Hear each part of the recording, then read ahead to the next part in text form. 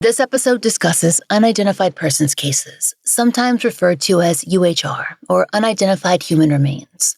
This episode also discusses drug use and crime scenes, so listener discretion is advised. We've included links to the pertinent episodes mentioned in the updates in our show notes.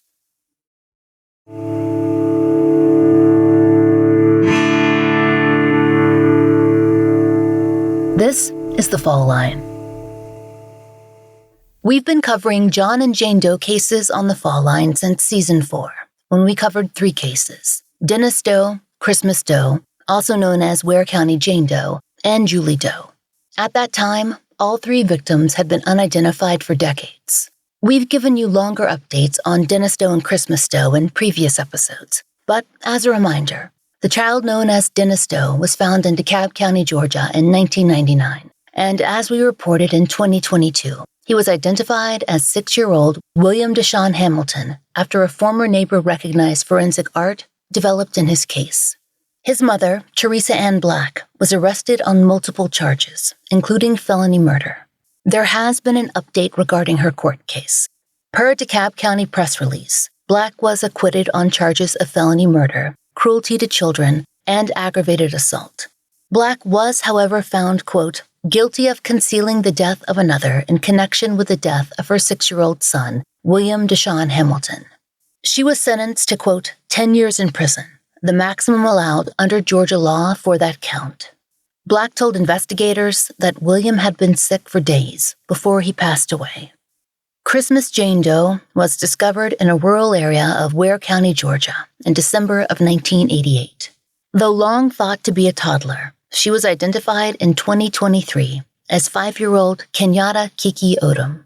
Kenyatta was identified via FIGG, Forensic Investigative Genetic Genealogy. Per WALB, her mother, Evelyn Odom, and her mother's former boyfriend, Ulister Sanders, were arrested on murder charges in 2023, and the latest reporting that we found was from June of 2024, when the two were still awaiting a trial date. The final case we covered in Season 4 was that of Julie Doe. She's a woman whose remains were found in Florida in 1988. Her case gained national attention in 2015 when an anthropologist realized during reanalysis that she may have been transgender, not cisgender as originally assumed. DNA testing confirmed this, and the DNA Doe Project began work on identifying Julie Doe just a few years later. Her case was also one of the earliest projects of the Trans Doe Task Force, and how we began our work with both organizations. Julie's case was incredibly complex due to endogamy. You'll recall that means intermarriage within a community, such as a small town, that can create confusing family trees, and due to adoption.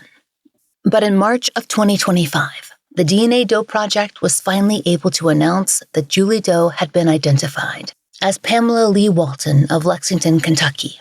Per the Orlando Sentinel, Pamela Walton, quote, had a falling out with her adoptive family in the mid-'80s over an alleged theft from a family member. She'd lost contact with them, and they never reported her missing. Pamela's cause and manner of death are undetermined, but based on where she was found and the context of the situation, authorities have always viewed her case as a likely homicide. Now they're trying to find Pamela's friends and who she was spending time with in the late 1980s. People who can provide photos and stories and more information about her time in Florida, since it's become clear that she was not in the state for very long. If you're uncomfortable reaching out to law enforcement and you have information about Pamela's life, you can contact the Trans Doe Task Force. There's a link in our show notes for this episode. It is incredible that Pamela has been identified, but her case is not over, and we hope authorities will be able to find out what happened and that the investigation truly continues. So, Season 4 was the start of our Doe coverage, but it's certainly not been the end. Since then, we have covered dozens of unidentified victims across the United States. We've been able to announce a few identifications in previous episodes, like that of the Jenkins County Jane Doe in Georgia, now known as Chong-Un Kim, and the Richland County Jane Doe in South Carolina, who was identified as Virginia Higgins.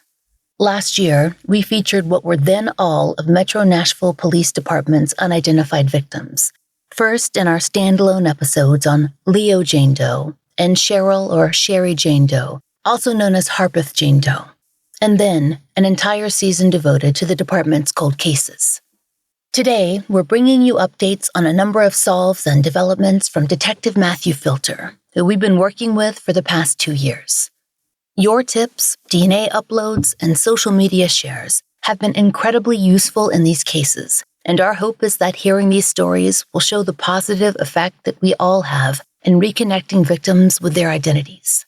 Many of the cases were solved through FIGG, but not all.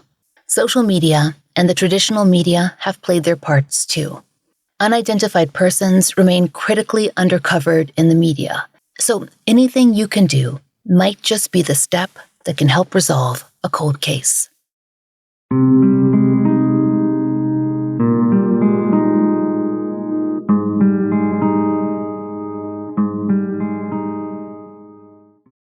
One of the first Doe cases we covered with Metro Nashville PD was Leo Jane Doe, also known as Cumberland River Jane Doe. We released an episode on her case in March of 2023, along with an episode on the victim known as Cheryl Jane Doe, also known as Sherry or Sherry Jane Doe or Harpeth River Jane Doe. We'll give you an update on her case later in the episode. Leo Jane Doe was a homicide victim who was recovered from the Cumberland River in March of 1998. She was then described as a middle-aged white female with light brown or blondish hair who wore a distinctive gold medallion necklace, a Leo astrological symbol with Leo, July 24th to August 23rd, printed on the medal. It was the best key that investigators had to her identity, and when we first covered her case, investigators had some leads, but her genealogy had stalled out in Alabama. Since then, the victim has been identified, though her homicide case still remains open. Since we began working with you to cover Metro Nashville's missing and unidentified persons, there have been a number of solves in cases that we've previously covered. And one of the first cases we covered with you was a victim previously known as Leo Jane Doe. Can you update us on her case resolution? I believe when we first talked about this case, it was in the process of genealogy research. And the research had kind of stalled out because the amount of endogamy. After the story aired, you had referred me to Karen Binder. In fact, I think you interviewed Karen for the episode. She was with the DNA Doe Project at the time. Karen and I discussed the case and what the hangup was trying to build this woman's tree out. She gave me a rundown on how DNA Doe Project would approach the case with a team effort and said they had been successful with similar cases in the past.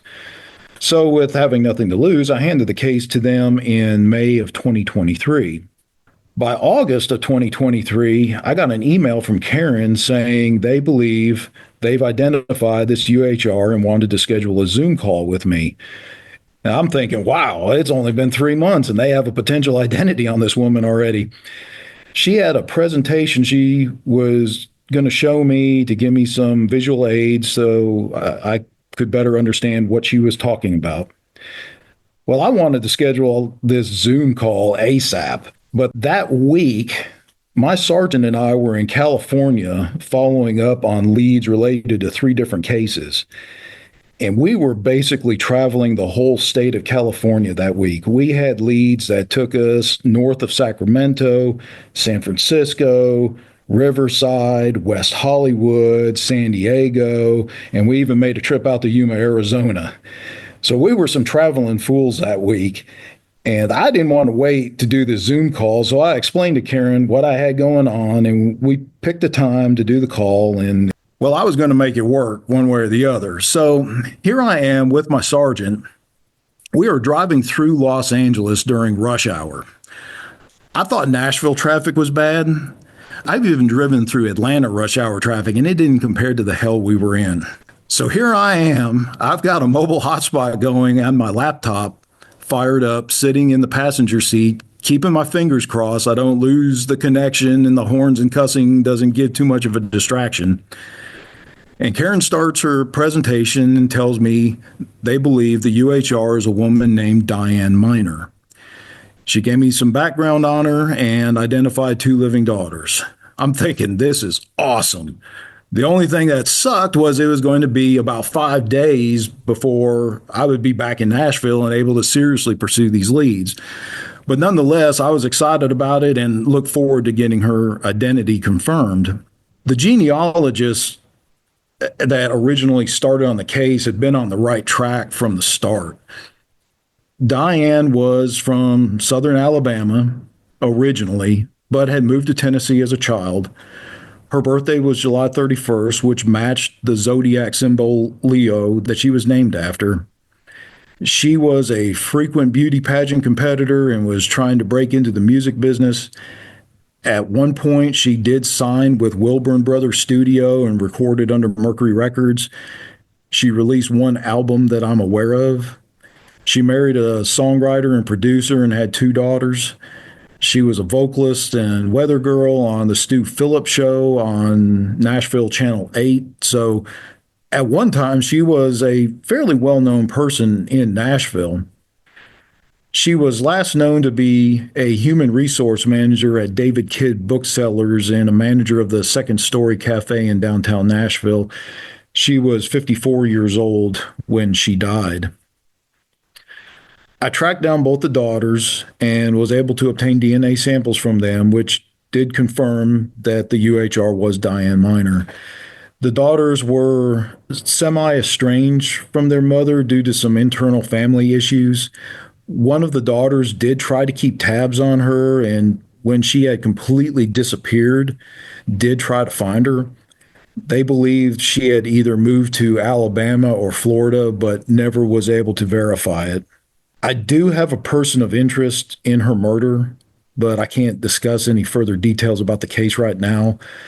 One thing listeners could help me with is if there is anyone out there that knew Diane Miner, especially associated with her in the 1990s, I'd like to talk to them just to get a better idea of who she was associating with, possibly even dating, because she had been divorced already at that time, or any other personal information that they might be able to share about their relationship with her. As we said, we covered another Jane Doe victim who'd been recovered from a river during the same season. The woman variously known as Harpeth River Jane Doe or Sherry or Cheryl Jane Doe. There's some reason to believe that Sherry or Cheryl could have been her real name. We told you about her case in a dedicated episode, but we'll recap some of that here. In March of 1976, a fisherman discovered the body of a young woman caught up against a tree in the Harpeth River in Nashville, not far from a bridge at McCrory Lane. Per the Tennessean, the young woman was found face down in about 3 feet of water. She was thought to have drowned and had a high level of alcohol in her system when she died. Sherry Jane Doe was estimated to be somewhere between 14 and 17 at the time, and she may have been Hispanic or Native American. A key factor in her case was a photo that was found in her pocket. It was of a small child, and there was a phone number and a name written on the back. We got into much more detail regarding that story in our episode, but the basic details are this. The information led investigators to 2 men who said that they'd given the young woman, who they said may have been named Sherry or Cheryl, and her friend a ride. They said that she'd been hitchhiking with that friend, and that the photo was a picture of the other woman's son, or so she told the men. The men reported that they'd given the young woman a ride to the I-24 exit at Winchester. They couldn't explain how Sherry Jane Doe had ended up back in Nashville. Her friend was described as a thin, blonde-haired white woman around the same age. Sherry Jane Doe's fingerprints were taken and sent out at the time of her recovery, but, of course, there were no matches. Because she was found so soon after death, her post-mortem photographs captured a good likeness of what she looked like in life, and good records were taken of her teeth, including radiographs and a full chart of dental work that could be compared to a missing person, if a tentative match was found. Because her dentition is fairly unique, we had medical illustrations of her teeth done for distribution in 2023. You can find those drawings on our social media or on Unidentified Wiki. The biggest roadblock in Sherry Doe's case has been the inability to pursue FIGG, and that's due to the loss of cemetery records. Though Metro Nashville PD knows where she's buried, in an indigent cemetery that the city no longer uses. The grave markers were displaced, along with those records. And with so many unidentified, unclaimed, and indigent burials in one area, there's simply no way to approach the project, at least not right now. That has been particularly frustrating since a woman has approached the department with information indicating that she may be Sherry Doe's daughter. The information that she provides is great information, and it really sounds promising. It really sounds like this could very well be her mother, just based on the descriptors, but there's just no way for us to confirm it because we don't have any dental charts. We don't have any DNA. We just don't have anything that we can actually do a comparison on. But there is a possible lead that Detective Filter discussed with us, one that might connect Sherry Jane Doe to a victim discovered in Kentucky. There was a girl that was found on the side of the road in Crittenden, Kentucky, which is Grant County. She was found on April 17th of 1976. When she was found, this would have been about 3 weeks after the Harpeth River Jane Doe was found in Nashville. Based on her PMI, the medical examiner estimated she had been deceased about 3 weeks. Now, Crittenden, Kentucky is only about 4 hours away from Nashville. She really fit the physical descriptors of the female white that was seen with the Harpeth River Doe. She is actually listed in NamUs under UP 6711. Kentucky State Police are the ones that are lead investigators on her case. The problem that Kentucky State Police have is the same as ours, is they know what cemetery she's buried in, but they don't know where. One advantage that they do have, though, is that there is an older gentleman, I think, up around Grant County that used to bury people in that cemetery and kind of remembers this girl's case. So they at least have a general idea of where in the cemetery she's supposedly buried. It's just kind of a matter of trying to find the specific grave. But that's probably the biggest lead that we've gotten on the Harpeth River Doe case since we did our original story. Another thing that I had done is one of the men that originally had picked up the two girls and drove them to Winchester, Tennessee, is still alive. And I went out and actually re-interviewed him. It would have been early last year, I think in April 2024. And I took the forensic rendering that Kentucky had of this other girl and showed it to him, to see if he would recognize her. And he actually said that the image, it did favor her. Now, he couldn't say with 100% certainty that that's the same girl, but he said that it definitely did favor the girl that was with her. So it is an interesting development, because even if we can identify the other girl and figure out where she's from, that might help lead us to the Harpeth River Doe's family location and where she originated from as well.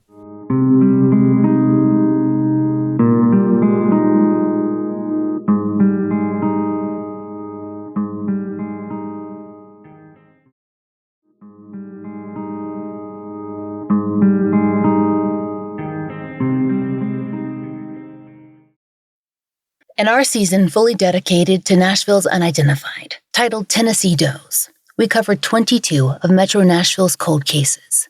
Detective Filter is now able to offer us a number of updates, including solves and further developments in the search for the identities of victims whom our listeners have worked to keep in the public eye. One of those cases that attracted the most concern and attention from our listeners was a victim best known as Vandy Jane Doe, a young woman whose body was discovered 6.5 years ago. Though the cause of her death is still undetermined, it was clear her remains had been hidden. Based on the drugs in her system, one hypothesis was that she'd overdosed and that she was left to die rather than given the medical attention that she needed. Though that's just one scenario. Here's a little of what we told you when we released our episode on her case. Vandy Jane Doe was discovered on Saturday, September 8, 2018, along Sulphur Creek Road in northwest Davidson County. If you're from Tennessee, that nickname, Vandy, it might already make sense. It's short for Vanderbilt, as in Vanderbilt University. As investigators began to assess the scene, one detail that was immediately apparent was that the victim had been dressed nearly head to toe in Vanderbilt University branded clothing. According to the National Center for Missing and Exploited Children, her, quote, apparel and accessories bore the Vanderbilt University logo, including a top and leggings and hip band with zip pocket. She was also described then as likely between 15 and 25 years old. As law enforcement told News Channel 5 at the time of her discovery, there were no obvious signs of trauma or of any roadway accident, so her death was not a clear hit-and-run case. But her remains had been hidden along the side of the road, purposely obscured with branches and vegetation after her death. There was a presence of drugs in her system, which could indicate a possible overdose. There were no Vanderbilt students reported missing at that time, and the school and law enforcement have not found any former students in the system that match Vandy Jane Doe's profile. She was initially described as, quote, Black and or possibly Hispanic or Latino. But with genetic testing, that estimation has changed. In cooperation with Othram, Metro Nashville PD discovered that Vandy Jane Doe's ancestry was African American and Italian American. Since we first covered Vandy Jane Doe's case, a number of names have been released in association with her family tree, which we've provided on previous updates and on social media. We have shared some of those updates here, and we want to note that we know that she has relatives in Louisiana, Mississippi, Georgia, Texas, and Tennessee. Family names of interest from her tree are Mangarelli, Brunetti, Segretti, Alvatroni, Butler, and more. Detective Filter says they've narrowed down on 2 as particularly important. Andy says they've updated her likely age range after a new skeletal analysis from a consulting forensic anthropologist. We want to share that information with you because tips as to her possible identity continue to come in to Metro Nashville PD. They've been able to rule out a number of frequent possible matches, but are still searching for more information as to her identity. All the work on Vandy Doe has primarily been with genealogists. We've received a few tips that either were unfounded or we weren't able to come to a conclusion on. Actually, I should say more than a few tips. We actually have gotten a lot of tips, and some of them have actually come from your listeners, in fact.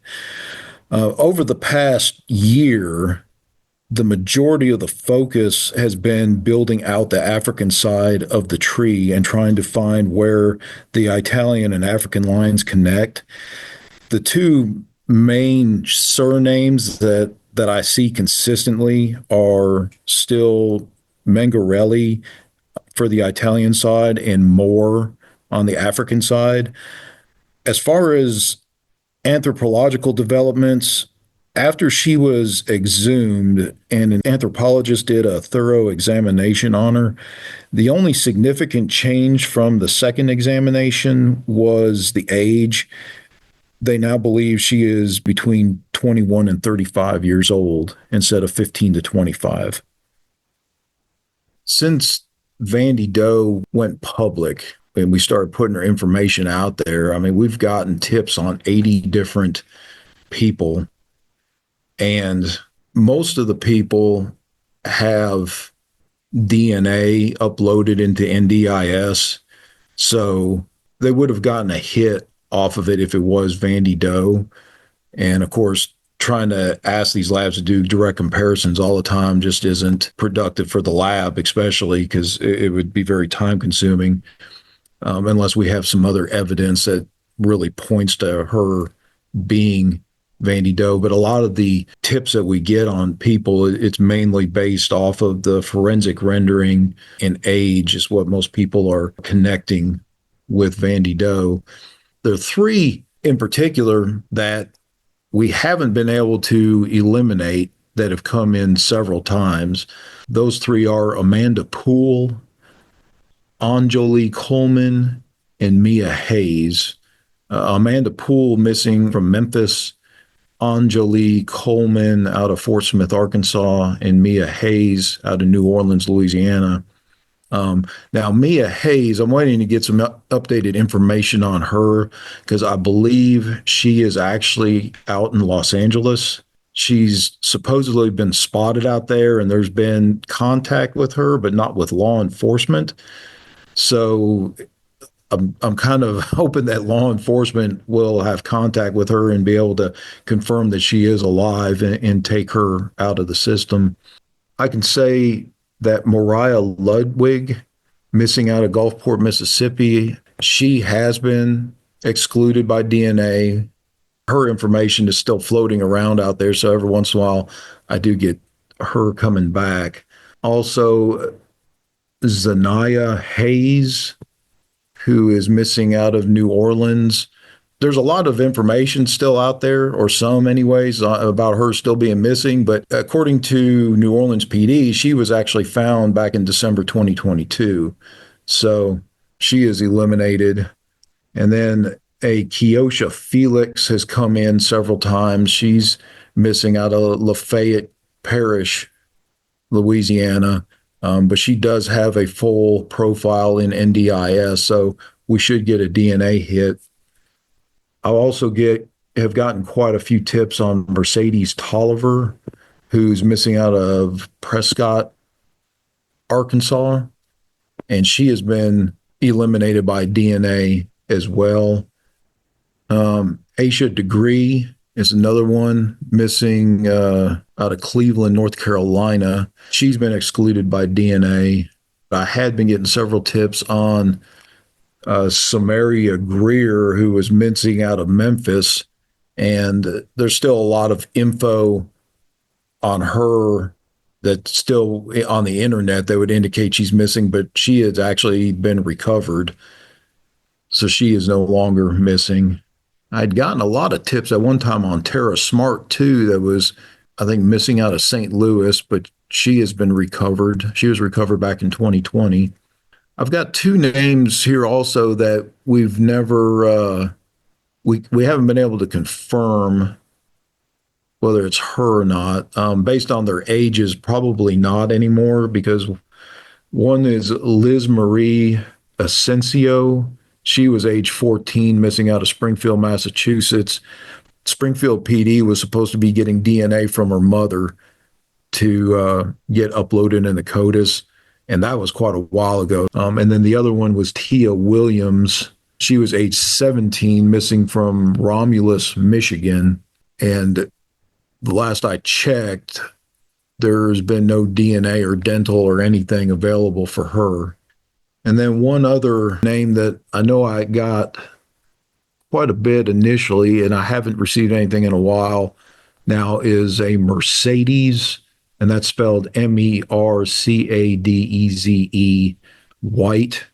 She was missing out of Memphis, Tennessee, and she has been located. But again, I think it's one of those where her information may still be floating around on the internet as a missing person. If you have any information that could help identify Vandy Doe, please contact Detective Filter. We'll have that information in the show notes and at the end of the episode.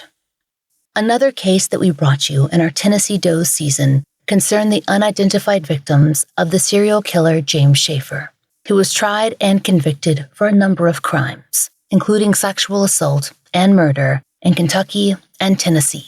He specifically targeted sex workers, though he also attacked a child in Kentucky. In the late 1980s, it was discovered that he'd kidnapped at least 3 Nashville area women and held them in his rental home. One woman managed to escape. 2 others, whom he told investigators he knew as Lil Bit and Sheila Cummings, were murdered and buried in the basement. Their remains were discovered by later tenants after Schaefer had moved. Though he was convicted, the women have remained unidentified. There was some information in the case file, such as the make and model of Sheila's car, and the physical descriptions of both women's clothing and jewelry, plus some information on where they may have stayed, but Metro Nashville police didn't have much to go on. That's because when we covered their case in 2023, the precise location of their remains was unknown. At that time, investigators were working to find their graves and any remaining evidence from their cases. Early this year, there was a major breakthrough. So another detective in the cold case unit, Detective Andrew Davis, and I had been working on this case off and on for several years, trying to figure out where the bodies of these two women ended up. This included conversations with the medical examiner's office and their assistants searching their archives, our search of police archives, conversations with the University of Tennessee Anthropology Department, because that's where a lot of remains or bone cases from the 80s went to. And then we even talked to local anthropologists that were around at that time. Detective Davis even reached out to some retired medical examiners to inquire if they remembered what may have happened to the remains. What finally put us on the right path was Detective Davis was re-reviewing the original case file and found a one-page anthropology report that was submitted by an anthropologist in Phoenix, Arizona. The report indicated the anthropologist had come to Nashville and examined the bones of the two females in February 1996. That told us these two women were probably stored at the Davidson County Medical Examiner's office until at least 1996. We had presumed the remains had either been buried or sent off to the University of Tennessee Anthropology in 1987 or 1988. We had checked indigent burial records from 1987 through 1990 and obviously didn't find them. Now knowing they were above ground at least until 1996, Detective Davis requested indigent burial records from 1996 through 2000, and through those records, it was discovered they were buried in the Bordeaux Cemetery in August 1996. Now knowing where they were buried, we were able to get a court order to have the remains exhumed and coordinate with the medical examiner's office, the funeral home that did the original burial, and the vault company, and have the two women brought back above ground. We did that on January 8th of this year. We are in the process of getting samples sent to the lab for CODIS entry, and if that does not give us a lead, then we'll submit the remains for FGG. One surprise we got from the exhumation was the discovery of the jewelry from both women. The jewelry had been buried with them, which was really strange to us because that is something that we would not do today.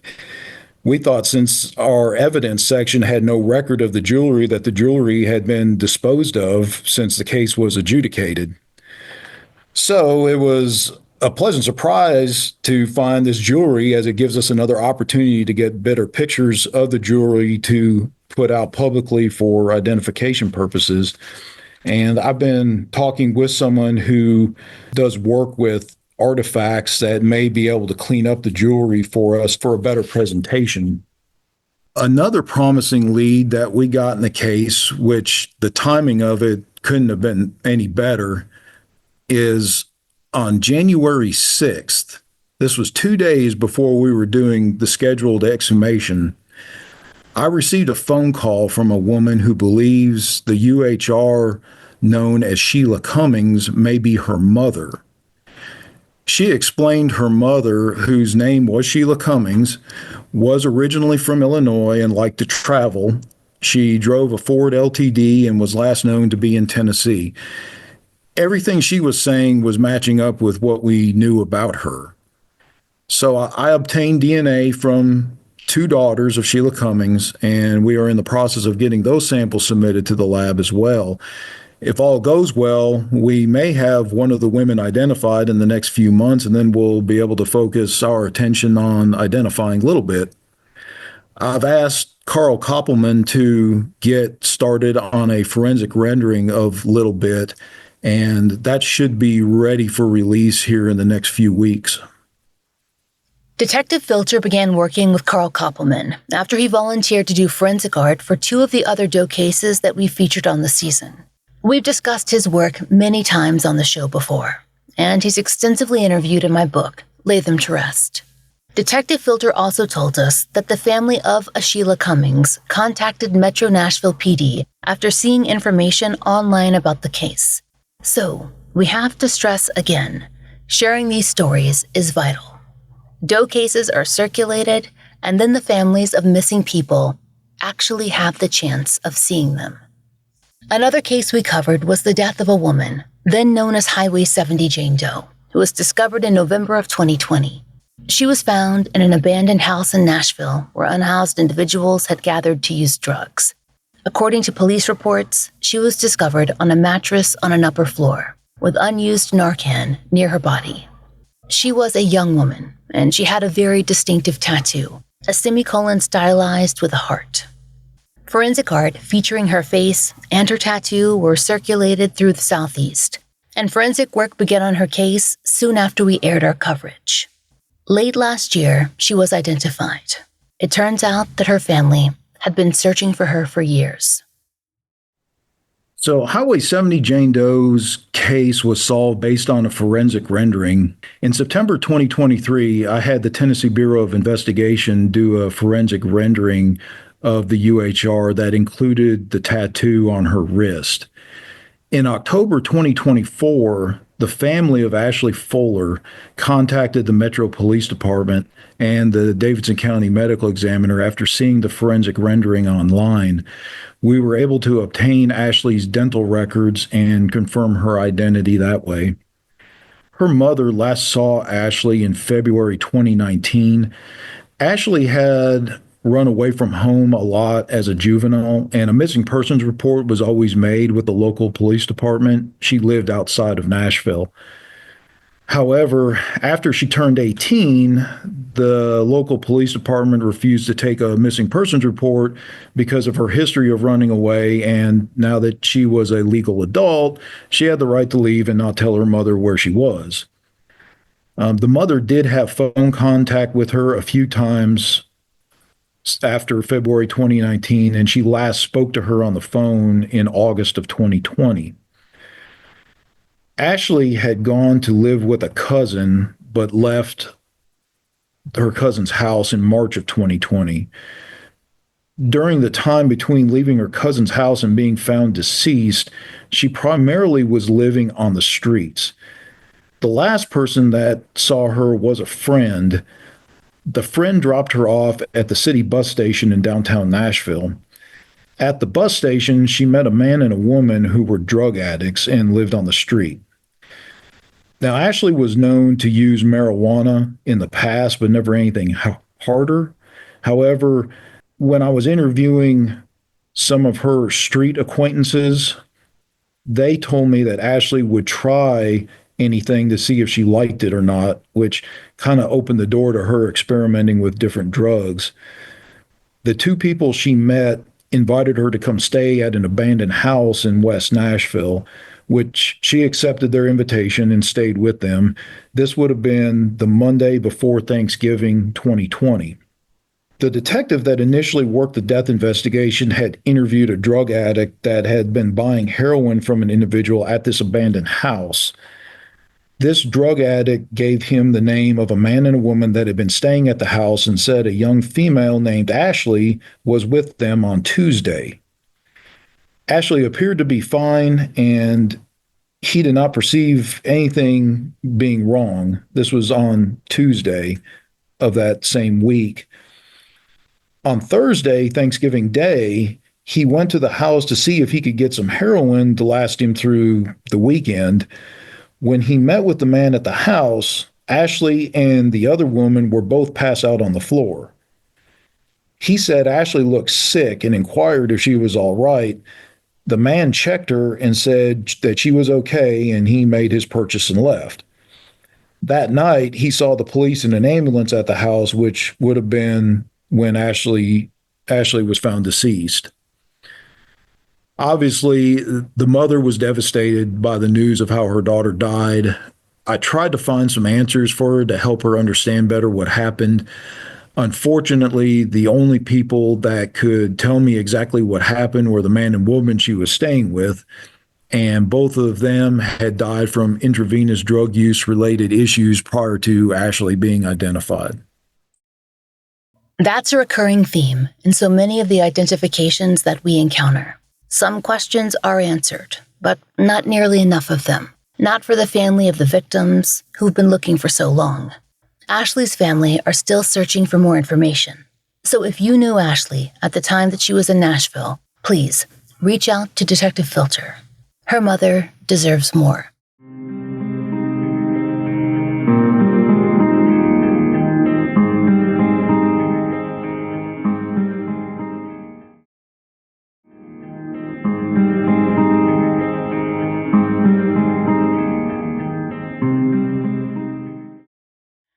When we produced our season on the Tennessee Doe cases, we discussed cases that received the least media attention, even among the unidentified. This includes does who are suspected to have been members of the unhoused community. Insecure housing and frequent moves can mean additional issues in investigation, too. Missing persons reports may not have been filed, and families have often lost touch. But thanks to FIGG and funding for that work, Metro Nashville PD has been able to identify a number of the victims that we featured in 2023. One of those cases was a victim formerly known as Charlotte Pike John Doe, who was discovered in a wooded area of Nashville in 2016. Here's some of the information we gave you on his case the first time we covered it. Charlotte Pike John Doe was found near an encampment, a small one that the Tennessean described as, quote, one tent behind a copse of trees near some railroad tracks.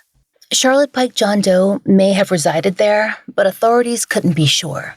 Inside the tent, which police records estimate was about 30 yards from where the victim was found, were medical release papers from St. Thomas Midtown Hospital. Eventually, those records were connected to another living individual.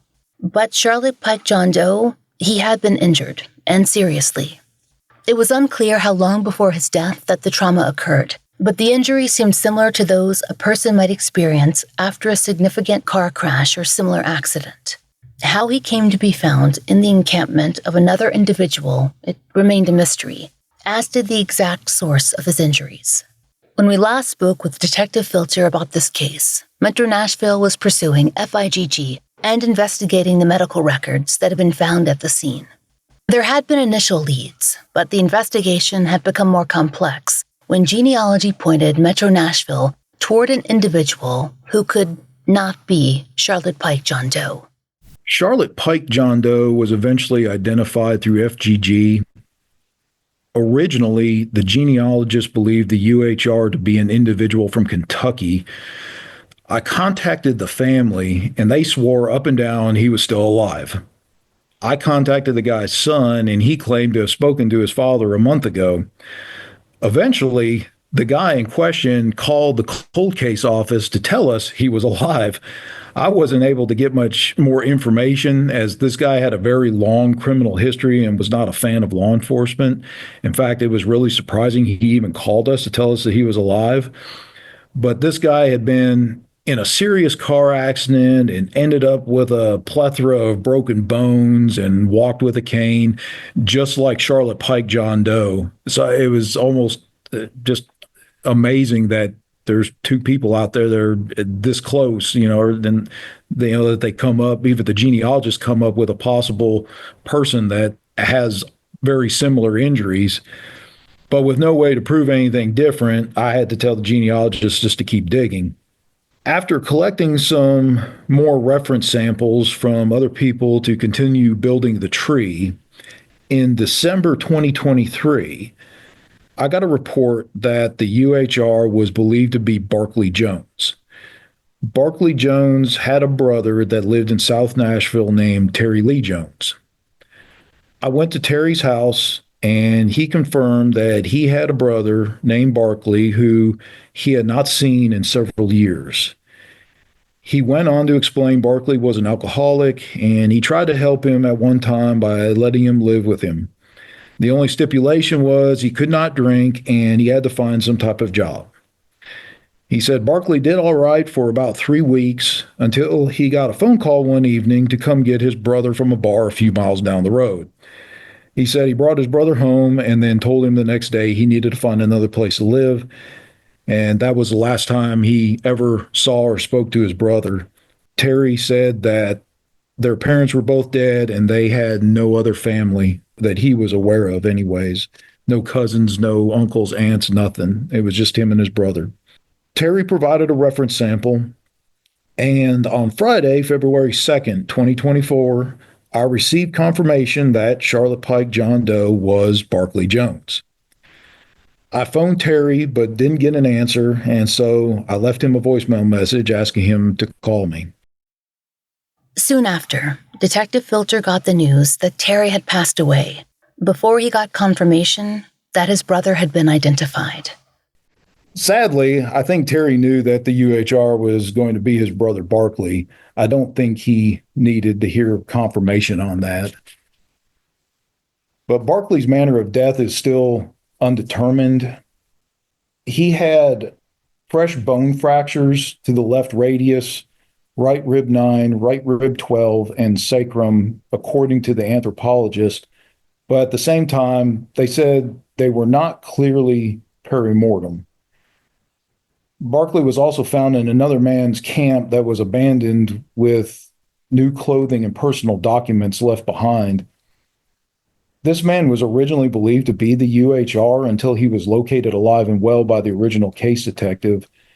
I intended to interview this man again because it did not appear he was ever really interviewed, and I wanted to know why a dead person was in his camp and he left brand new clothing and personal documents behind to never retrieve them.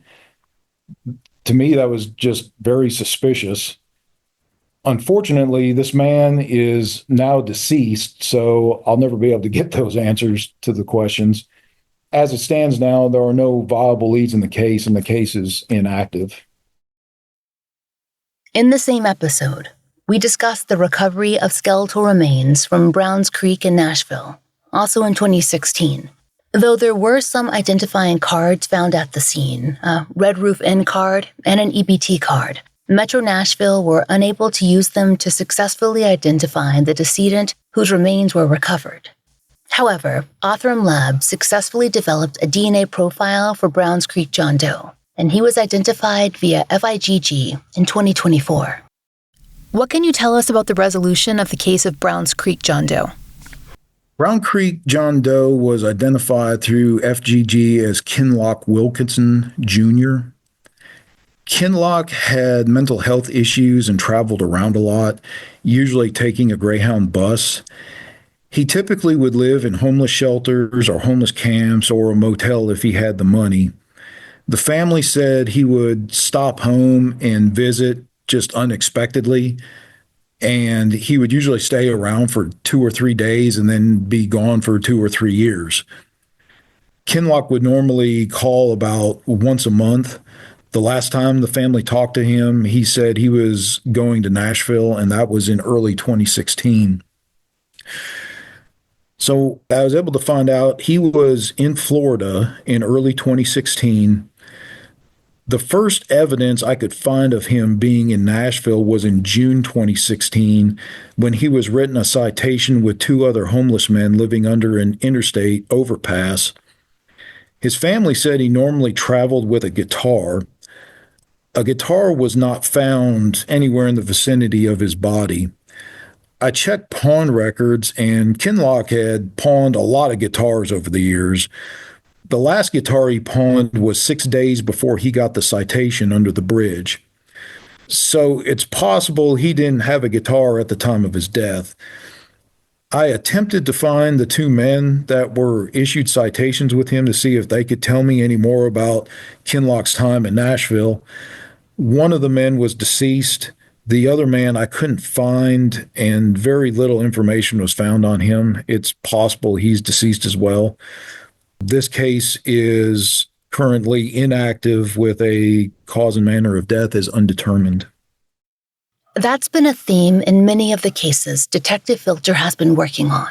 When a victim is identified, decades later, the possible witnesses, or in some cases, the persons of interest, they're found to be deceased. It's a frustrating reality in cold casework, and for families who want the whole story beyond the identification of their loved one. The how and the why. We also discussed the case of a decedent who came to be known as Exit 52 John Doe. In 2018, authorities discovered the remains of a man near Exit 52 in Nashville in what seemed to be a collapsed tent constructed of tarps, blankets, and a sleeping bag. Though there were some identifying documents, including a Social Security card found at the scene, those items, they did not lead Metro Nashville PD to an identity for the decedent.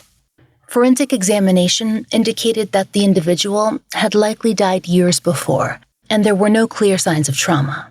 His case remained cold for years, until FIGG conducted by Othram led to an identification in 2024. Exit 52 John Doe was identified through FGG as Stephen Allen Yance. He had two brothers that provided reference samples for confirmation. According to the brothers, Stephen had mental health problems and lived homeless his entire adult life. They said they would hear from him every few years, but never really knew where he was. Since they had not heard from him in several years, they assumed he was dead. Because Stephen moved around a lot, they never knew where to start looking for him. Stephen was not known to be a substance abuser. The cause and manner of death is undetermined, and the case is currently inactive. Based on information known about Stephen, we believe that he likely died of natural causes in his sleep. Because Stephen Yance's family had not been in contact with him and did not consider him missing, there was no report filed. Without genetic genealogy, it's unlikely that he would have ever been identified, or that his brothers would have gotten answers. We have a final update regarding a case involving the unhoused community in Nashville, a victim formerly known as 8th Avenue or Library John Doe. In 1993, Metro Nashville received an emergency call reporting that an individual had fallen from a high wall near Nashville's Old Main Branch Library. As reported in our episode, people tended to congregate in that area since there was both shade and seating, but no one knew that there was someone up on the higher portion of the building. It was a pedestrian walkway that was above the parking lot. Witnesses were below, and it was unclear whether they saw the victim fall or whether they came upon him afterward. He was still alive when emergency services arrived, but he passed away at Vanderbilt Hospital. The victim carried no identification. As he was unconscious, medical staff could not ask him any questions. And when law enforcement spoke with the witnesses at the scene, they said they were unfamiliar with the victim. So his case remained cold for 30 years, until FIGG opened the path to resolution. Library John Doe was identified as Donald Verhalen. Othram Lab had identified Donald Verhalen as the possible UHR through FGG. I did some research on Donald and found he had an arrest history. I contacted Metro Police Department Latent Lab, and they found the latent prints that were taken during autopsy. I requested they be compared with Donald's prints under his FBI number, and they were a match. Donald Verhalen had lost contact with his family sometime in the 1980s. They last knew him to be living in Tennessee, though not as far as we know in Nashville. He was originally from Wisconsin, and he was 56 years old when he died. During our season, we also discussed the difficulty of arranging public attention for cases where only partial remains are recovered, meaning only a few bones. It can be hard for the public to connect unidentified remains to the people that they were on an emotional level because their families are unable to advocate for them in the media. When someone is forcibly separated from their identity, their story, what humanizes them and attracts advocacy, that's taken away too. That's one of the reasons that we push so hard for coverage of Doe cases, and to help others learn how to cover unidentified persons cases too. In our series, we featured a number of victims whose partial remains were recovered in Nashville, including a decedent then known as Pecan Valley John Doe. His partial remains, a skull, were discovered in 2010 by a hunter off Pecan Valley Road near Highway 12 in Nashville. In 2024, testing connected Pecan Valley John Doe to a decades-old case, a missing Tennessee State University student, last seen in 1998. That student, Marcus Rutledge, was only 23 years old when he disappeared. So Pecan Valley Doe was identified through CODIS as Marcus Rutledge. Marcus Rutledge was reported missing in Nashville in 1998. And just as a note, to date, I've identified 9 UHRs in Nashville, and this was the first one that the person had an active missing persons report.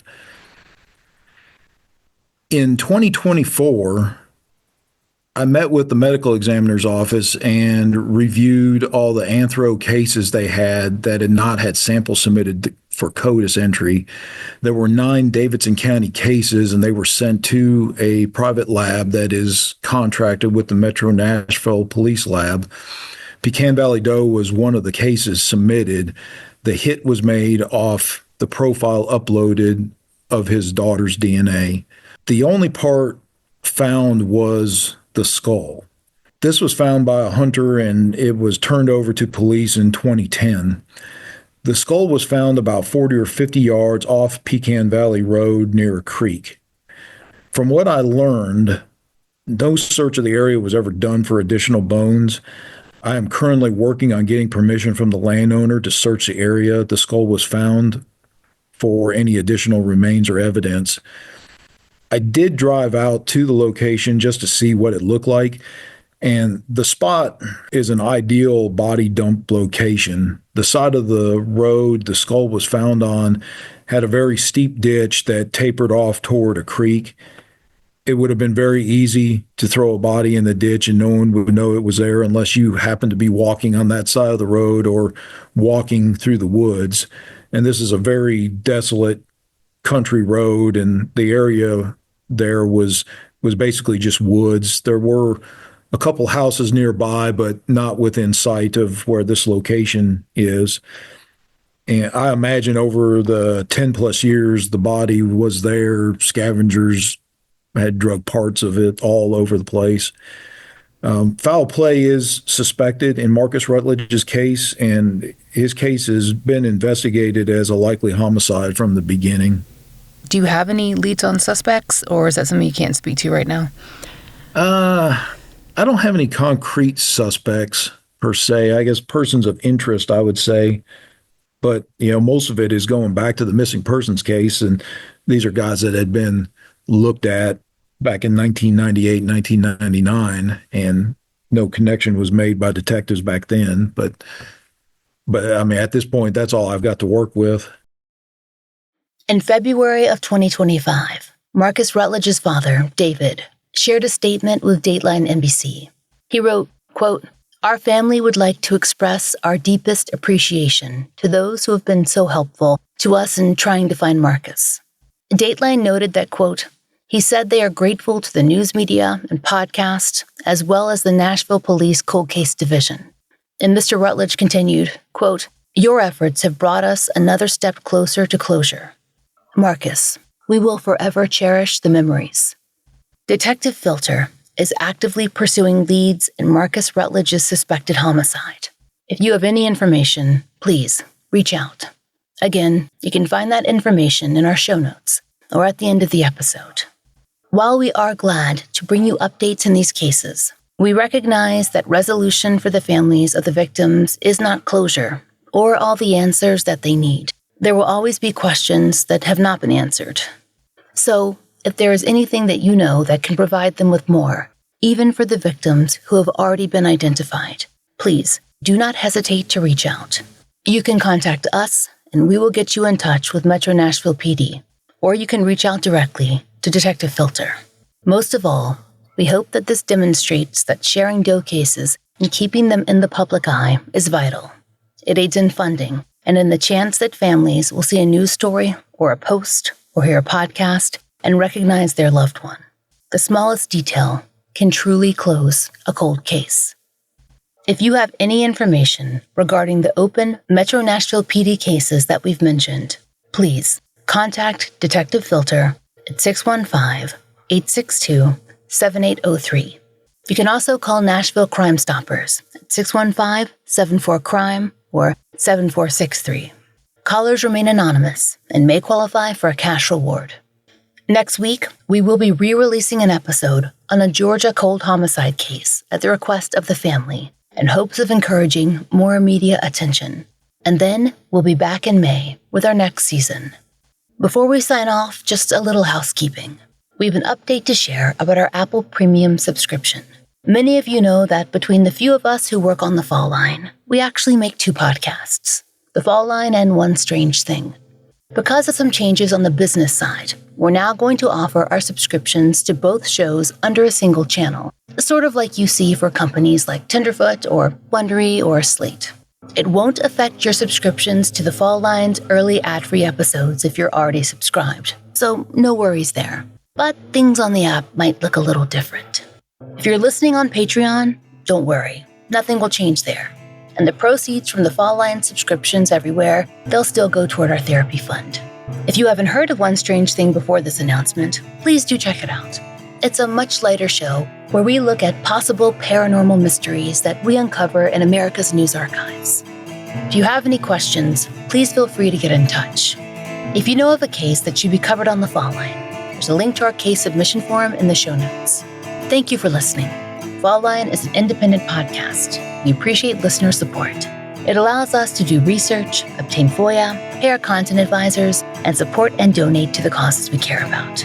If you try out the products we advertise, please use our sponsor codes. It really helps. And please take a moment to rate and review our show in your podcast app of choice. If you listen on Apple Podcast, please be sure to check your subscription to make sure that you're set for automatic downloads so that you don't miss an episode. My book, Lay Them to Rest, is out everywhere now.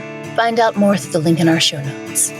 The Fall Line is written, hosted, and researched by Laurah Norton, with additional research assistance by Melissa Gold. Interviews by Brooke Hargrove, produced, engineered, and scored by Maura Curry. Content advisement by Vic Kennedy and Brandy C. Williams. Special thanks to Liz Lipka.